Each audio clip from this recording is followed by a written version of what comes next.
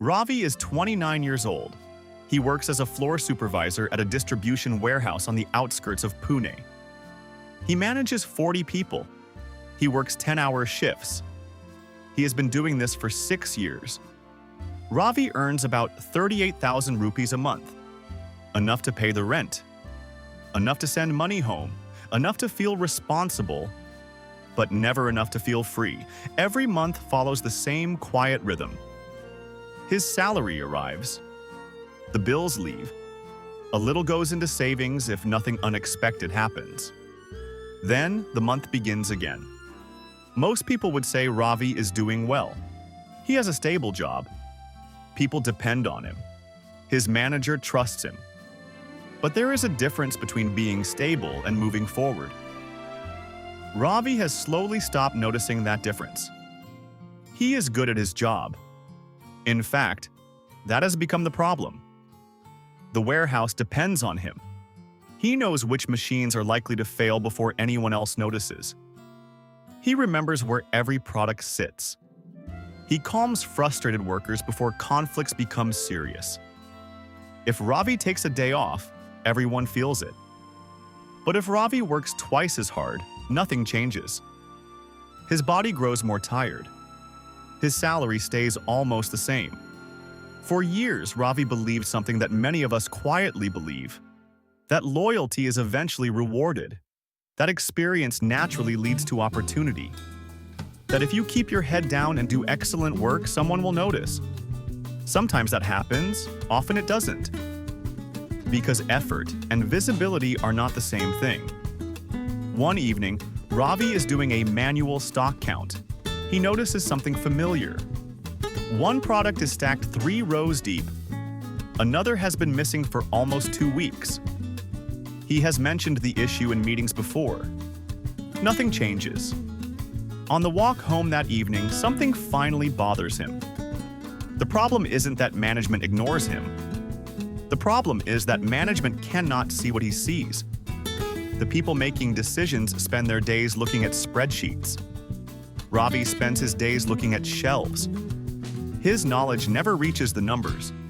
And in many organizations, if something doesn't exist in the numbers, it barely exists at all. That thought stays with him. Not for one evening, for weeks. Eventually, Ravi does something that feels uncomfortable. He buys a second-hand laptop. He has not seriously studied anything since college. After 10 hours on the warehouse floor, opening Excel feels like starting another shift. Some nights he watches the same tutorial 3 times. Other nights he cannot remember what he learned yesterday. His first dashboard crashes every time he adds another column.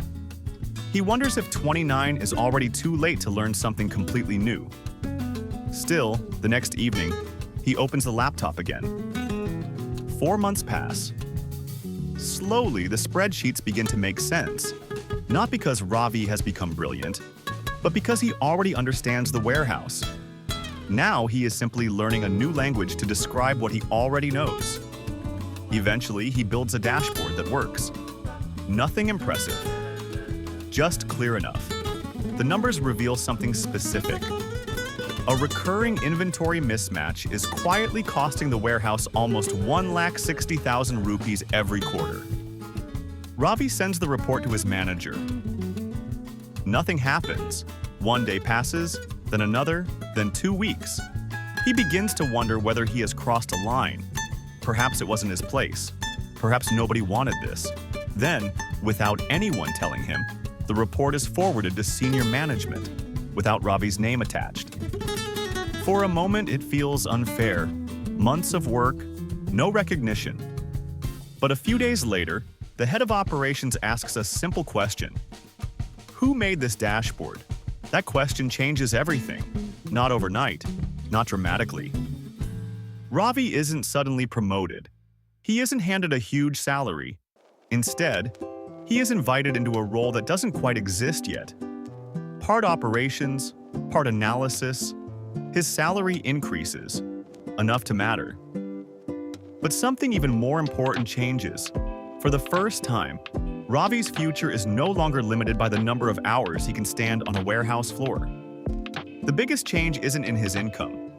It is in how his work creates value. Before, his knowledge could only help the people standing beside him.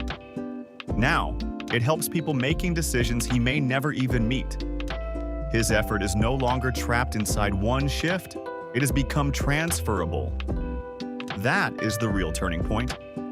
Many people believe financial freedom begins with earning more. Sometimes it begins somewhere much quieter.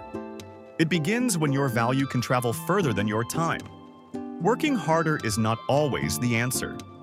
Sometimes the answer is making your work visible, making it understandable, making it useful to people who can act on it. Skills rarely change a life by themselves.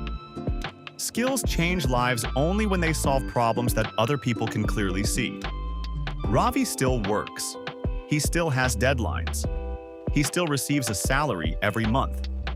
But he no longer measures his future by how many hours he can physically endure. He measures it by the value he can create beyond his own effort. That is the quiet difference between having a job and building leverage. Perhaps financial freedom doesn't begin with earning more. Perhaps it begins when your work continues to create value, even after you've stepped away. If this story made you look at your own work a little differently, I'd be grateful if you subscribed and joined me for the rest of this journey. This is the first episode in a 6-part series exploring one simple question. How do ordinary people escape the middle-class trap? Not through luck, but through better ways of thinking, working, and living. Until next time, thank you for watching.